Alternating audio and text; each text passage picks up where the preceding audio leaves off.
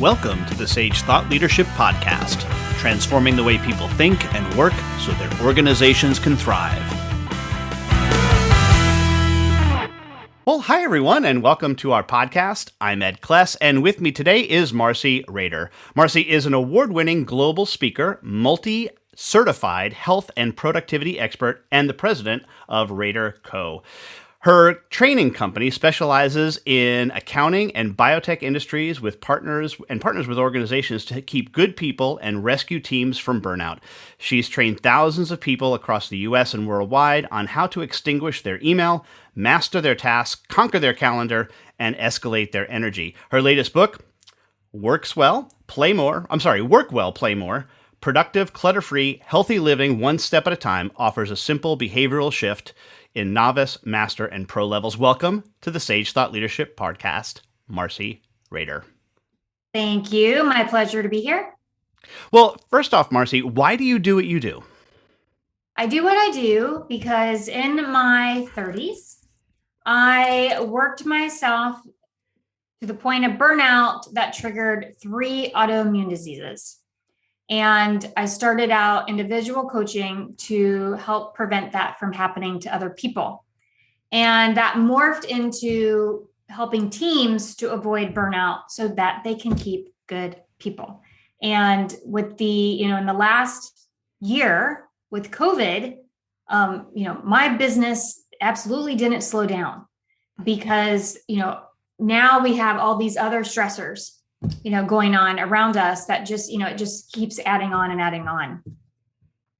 That's great. That's great. So tell me, why do you think people are crazy about meetings, and what do you propose as a solution?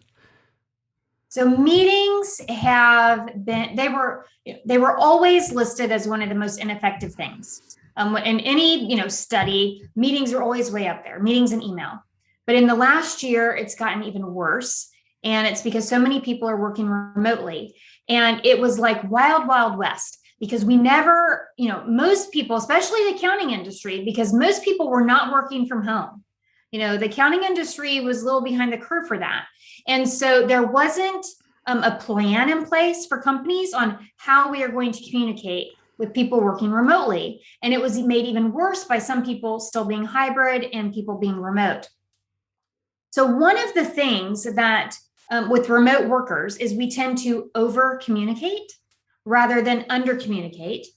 And with not having that face-to-face interaction that we had in the office, what we may have said in like 5 minutes on the way, like past somebody's desk or, during lunch, we now are setting up a 30-minute Zoom call, and because you wouldn't set up a 5-minute Zoom call.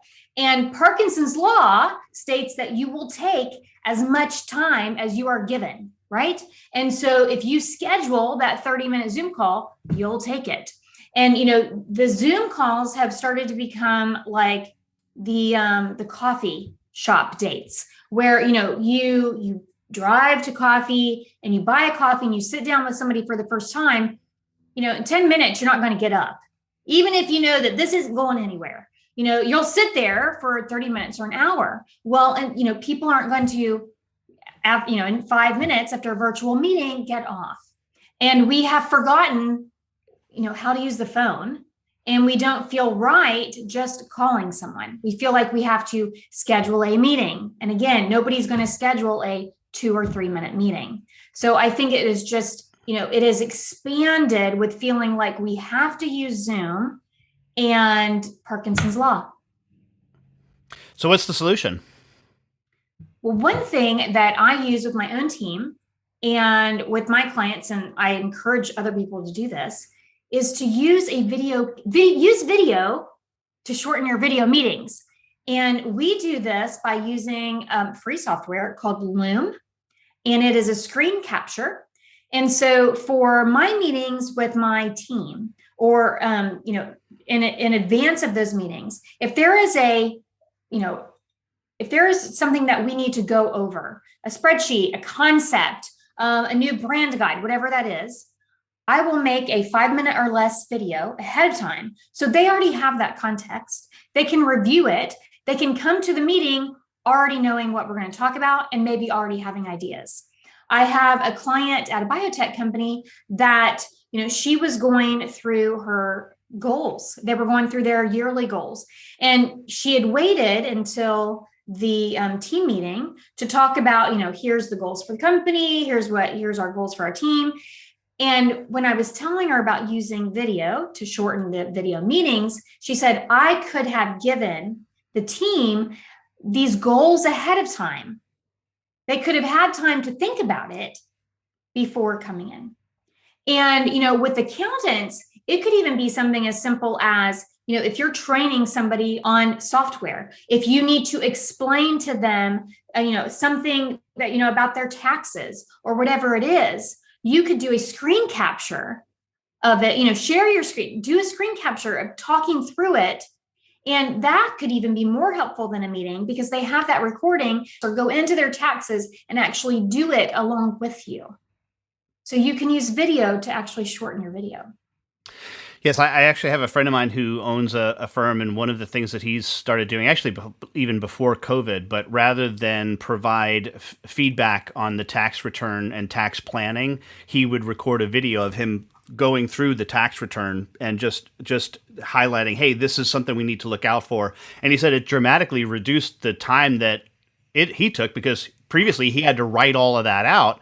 Now he's just kind of going through it off the top of his head. And of course, his customers are happier because they're feeling that it's much more personal.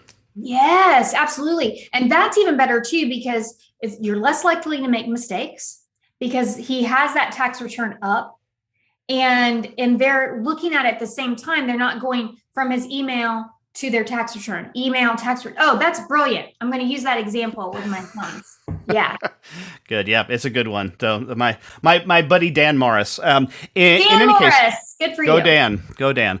So we have an exit question, Marcey, that we ask all of our guests, and that is, who is a hero of yours and why are they a hero? Kate Grant of the Fistula Foundation. She is the CEO of the Fistula Foundation, which people don't even know what fistula is in the U.S. It is because we don't have it as a country. Very few women have it, but it is a terrible, debilitating thing that happens after women in less developed countries give birth, and can completely ruin their entire lives. And she has built this charity to where now they are the one of the top rated charities, one of the most transparent charities that saves lives all over the world. And,